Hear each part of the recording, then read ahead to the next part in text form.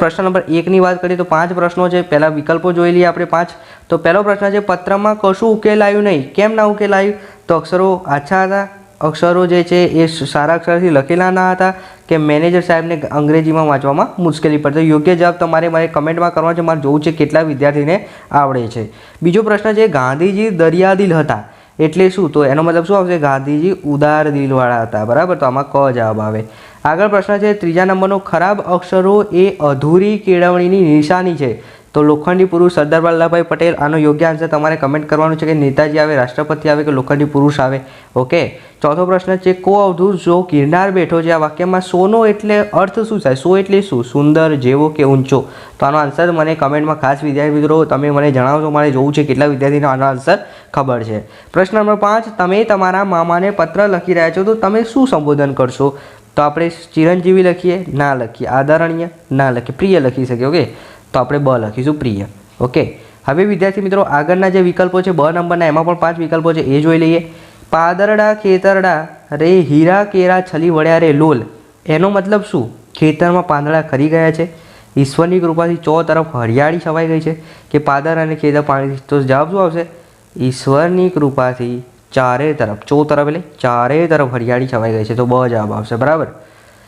આગળ જોઈએ બ નંબરનો બીજો પ્રશ્ન, પૃથ્વી ઊંધી કરી નાખું, પલકમાં નિર્ધાર, બ્રહ્માંડ ચાક ચગાવતું, બરાબર છે। આ પંક્તિમાં કયા શબ્દો પ્રાસ ધરાવે છે? તો તમારે પ્રાસ જે છે એ શોધવાનો છે। તો અહીંયા કયા પ્રાસ આવશે તમે સ્ક્રીન ઉપર જોઈ શકો છો કે અહીં ઓપ્શન આપે છે પૃથ્વી, બ્રહ્માંડ, નાખવું, ચડાવવું, નિરાધાર, ભાર, બરાબર। તો પ્રાસ માટે કયો શબ્દ વપરાયો છે?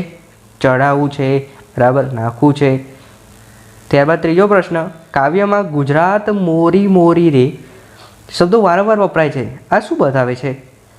તો એ ગુજરાત પ્રત્યેનો પ્રેમ બતાવે, ગાવાની મજા માટે, કે ગુજરાતની વિશેષતા બતાવે? તો આનો આન્સર તમારે ખાસ કમેન્ટ કરવાનો રહેશે।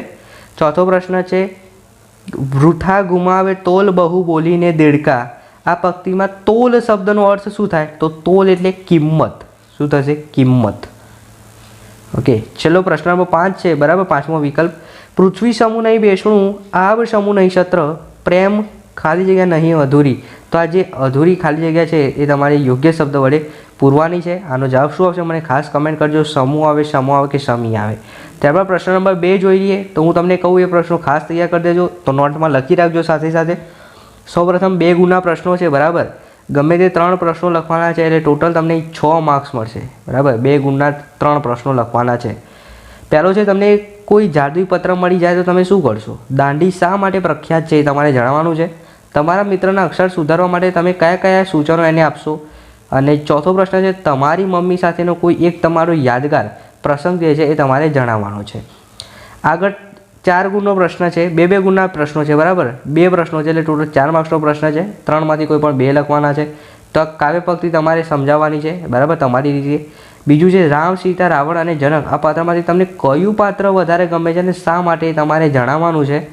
ત્રીજો પ્રશ્ન છે તમે જાણતા હોય તેવા ગુજરાતના પ્રખ્યાત સ્થળોના નામ તમારે અહીં જણાવવાના છે, તો તમે કોઈ પણ પ્રખ્યાત સ્થળોના નામ લખી શકો છો। આગળ જોઈએ પ્રશ્ન નંબર 3 તો એની અંદર સૌપ્રથમ તો 3 માર્ક્સના 2 પ્રશ્નો લખવાના છે, બરાબર, 6 માર્ક્સનો આ પ્રશ્ન છે। ખાસ તૈયાર કરી દેજો કે જો તમારે કચ્છના પ્રવાસે જવું છે તો તમે કયા કયા સ્થળ પસંદ કરશો, તો તમારી ત્યાંનો આન્સર જવાબ લખવાનો છે। બીજું છે તમે કોઈ મુશ્કેલીમાં હો તો તમે કોને યાદ કરશો અને શા માટે તમારે મને જણાવવાનું છે, ઓકે। ચલો બ નંબરનો જે પ્રશ્ન છે 4 માર્ક્સનો છે, કૌંસમાં આપેલા શબ્દોને આધારે પૂરવાનું છે, ઓકે। તો કામ કરતા જાઓ અને કામ શીખતા જાઓ, એ શામાં આવે? તો એ તમારે નક્કી કરવાનું છે કે આ માટે 4માંથી કયું આવશે।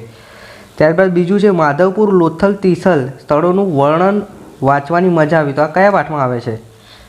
ત્યારબાદ માટલોને બદલે ચાટલું ને ચોરજોને વાંચવાની ભૂલ થવાથી હાસ્ય ઉત્પન્ન થયું, તો એ શામાં આવશે એ તમારે જણાવવાનું છે। માનવ હોય કે પશુ, માતૃ હૃદય તો સૌ નામ હોય, ઓકે। તો આમાં શું આવશે? 4થામાં માતૃ હૃદય આવશે।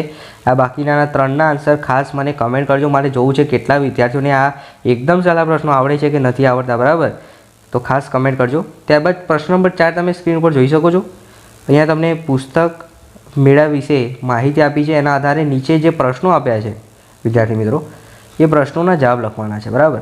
તો પહેલું છે, આ જાહેરાત શેના વિશે છે? તો શાના વિશે છે? પુસ્તક મેળા વિશે. ઓકે. બીજું પ્રશ્ન છે, અજય પંચતંત્રની વાર્તાઓ પુસ્તક ખરીદે છે, છાપેલી કિંમત 50 રૂપિયા છે, 3 વખત પુસ્તક ખરીદે છે, તો અજયને કેટલા રૂપિયા ચૂકવવા પડે? એટલે 50 ગુણ્યા 3. કેટલો જવાબ આવે? 150 રૂપિયા. બરાબર. તો આમાં આવશે 150. ત્યારબાદ ત્રીજો પ્રશ્ન છે, પુસ્તક મેળા વિશે મેળા વિશે વધુ જાણકારી મેળવવા માટે કોનો સંપર્ક કરી શકાય? તો આપણે એડવર્ટાઇઝમેન્ટ, આપણે જે જાહેરાત છે તમે સ્ક્રીન ઉપર જોઈ શકો છો, એમાં લખ્યું છે પીકે ચૌહાણ. ઓકે, તો પીકે ચૌહાણ બ જવાબ આવશે. ચોથો પ્રશ્ન છે, જો ચેતન 3 જાન્યુઆરીના રોજના 7 વાગે પુસ્તક મેળામાં પુસ્તક ખરીદવા જાય છે, બરાબર, તો તે કયા વિભાગના પુસ્તક ખરીદશે? તો વિભાગ 1 લોક સાહિત્યના. કારણ કે એટલા વાગે એ જ આવશે, એટલે અ જવાબ આવશે. પાંચમો પ્રશ્ન છે, પુસ્તક મેળો ક્યારથી યોજાયો? તો શું આવશે? 2 જાન્યુઆરી 2022. ઓકે, તો આ રીતે તમારે જવાબ લખવાનો રહેશે. ત્યારબાદ બ નંબરનો જે પ્રશ્ન છે, 5 માર્ક્સનો આ પ્રશ્ન છે, ફકરા પરથી પ્રશ્નોના જવાબ આપવાના છે. પહેલો પ્રશ્ન છે, મીના એટલે કોણ? બરાબર, તો તમારે મીના વિશે શું લખવાનું છે વિદ્યાર્થી મિત્રો? તમે ફકરામાં જોઈ શકો છો. મીના એટલે કોણ? તો મીનાના બાપા મોટા પંડિત હતા. મીની એટલે બિલાડી નહીં, પણ એક છોકરીનું નામ. તમારે શું લખવાનું? મીની એટલે કોણ? તો તમારે લખવાનું મીની એટલે બિલાડી નહીં, પણ એક છોકરીનું નામ છે. બસ એટલું લખવાનું. બીજું, મીની નામ શા માટે રાખવામાં આવ્યું હતું? તો તમે જોઈ શકો છો, ફોઈને તેનું નામ પાડ્યું. કેમ પાડ્યું? તો લખવાનું કે છોકરીની આંખ માંજરી હતી. તો તમારે શું લખવાનું? મીની નામ રાખવામાં આવ્યું કારણ કે છોકરીની આંખ માંજરી હતી. ત્રીજું, મીનીના પિતા શું કામ કરતા હતા? તો તમારે શું લખવાનું? કે તેઓ પંડિત હતા. બરાબર. શું કરતા હતા? તો મોટા મોટા પોથા ઉથામે, મોટા મોટા થોથા લખે. બરાબર, તો લખવાનું મોટા મોટા પોથા ઉપર અને મોટા મોટા થોથા લખે. ઓકે, આગળ વિદ્યાર્થી મિત્રો ચોથો પ્રશ્ન, સાંજ થાય ત્યારે મીની એની બાને શું કહેતી? તો લખવાનું કે કહેતી કે બા એક વાર્તા કહે. બરાબર, તો શું કહેતી? કે બા મને એક વાર્તા તમે કહો. ચલો, પાંચમો પ્રશ્ન, ઉપરોક્ત ફકરામાં પુસ્તકો માટે કયા કયા શબ્દો વપરાયા છે? તો તમે જોઈ શકો છો, પુસ્તકો માટે થોથા જે છે એ શબ્દ વપરાયો છે, પોથા પછી થોથા. બરાબર, તો આ રીતે તમારે લખી શકો છો. આગળ પ્રશ્ન નંબર 5 10 માર્ક્સનો છે, વિકલ્પો છે. સાવજ એટલે શું? તો સાવજ એટલે શું થશે? સિંહ કહેવાય. ઓકે, નભ શબ્દનો વિરોધાર્થી શબ્દ તો શું થશે? ધરતી.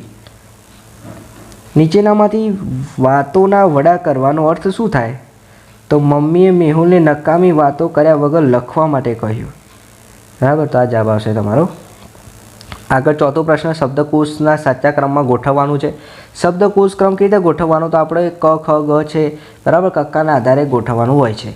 તો સૌપ્રથમ પહેલાં શું આવશે? તો ગ આવે, એટલે ગગન. બરાબર, પહેલાં શું આવશે? ગ ગન. પછી શું આવશે? તો પ ન ર, તો ન પ ય ર લ વ. ઓકે, તો આખું તમને યાદ આવવું જોઈએ, પ ફ બ ભ મ ય ર લ વ સ. બરાબર, તો ત્યારબાદ ગગન પછી શું આવશે? નયન આવશે, પછી પ આવશે, ર લ વ સ. ઓકે, તો એના પછી પવન અને સરળ. તો તમારો એ નંબરનો આન્સર છે એ સાચો છે. સાચી જોડણી શોધો. તો પેન્સિલને કેવી રીતે લખાય? આ રીતે લખાય. તો આવું ક્યાં છે? ઓપ્શન એ પહેલું. સુગંધ કચ્છની આ કઈ પ્રવાસવર્ણન છે? પત્રલેખન કે સાહિત્ય કથા? આનો આન્સર તમને આવડવું જોઈએ, કમેન્ટ કરજો. બરાબર, 6થા નંબરનું. નીચેનામાંથી ભાવવાચક સંજ્ઞા ઓળખો. હવે ભાવવાચક શબ્દમાં શું હોય? પ્રેમ હોય. તો જવાબ શું આવશે? પ્રેમ. કુલદીપે ડાયરી ખોલી. વાક્યમાંથી ક્રિયાપદ ઓળખો. તો ક્રિયા શું કરી? ખોલી. તો ખોલી એક ક્રિયાપદ છે. મેં ધોળું સસલું જોયું, એમાં વિશેષણ. તો સસલું તો જોયું, પણ કેવું? ધોળું. તો ધોળું એ વિશેષણ છે. તો બ જવાબ આવશે. વિરાટ ઝડપથી દોડવા લાગ્યો. ક્રિયા વિશેષણ. ક્રિયા વિશેષણ શું થશે? ઝડપથી. દોડ્યો તો ખરા, પણ કેવું દોડ્યો? ઝડપથી. ચલો, હવે પ્રશ્ન નંબર 6 જોઈએ. 10 માર્ક્સનો પ્રશ્ન છે. તમને શબ્દો આપ્યા છે, આના આધારે 5 વાક્યો બનાવવાના છે. સરોવરમાં શું લખવાનું? કે મારા શહેરમાં આ સર છે, અથવા મારા ગામડામાં આ સરોવર છે, એવું તમે ગમે તે લખી શકો છો. ગગન વિશે પણ તમે લખી. પતંગિયું, તો પતંગિયા વિશે 1-2 વાક્યો લખવાના. બરાબર. સરિતા છે, ક્રિકેટ છે. બરાબર, તો આ રીતે તમે તમારી રીતે વાક્યો લખી શકો છો. પછી તમને કોઈ પણ ગમતી કાવ્ય પંક્તિ, બરાબર, લખવાની છે. 5 માર્ક્સની છે. ત્યારબાદ કોઈ પણ એક નિબંધ લખવાનો છે. 10 માર્ક્સનો નિબંધ છે વિદ્યાર્થી મિત્રો, ખાસ ધ્યાન રાખજો. આ 3 નિબંધ ખાસ તૈયાર કરી દેજો. જો હું પંકી હોઉં તો, બીજું માતૃપ્રેમ મોસ્ટ આઈએમપી છે, અને મારો પ્રિય નેતા. ત્યારબાદ છેલ્લો ડ નંબરનો જે પ્રશ્ન છે એની અંદર તમને અહીં વાર્તા આપેલી છે વિદ્યાર્થી મિત્રો. તો વાર્તામાં તમારે કેવું કરવાનું છે, મુદ્દા ઉપરથી વાર્તા બનાવવાની છે, બરાબર. 5 માર્ક્સનો પ્રશ્ન છે, તો આ રીતે તમે મુદ્દા પરથી ઇઝીલી બનાવી શકશો.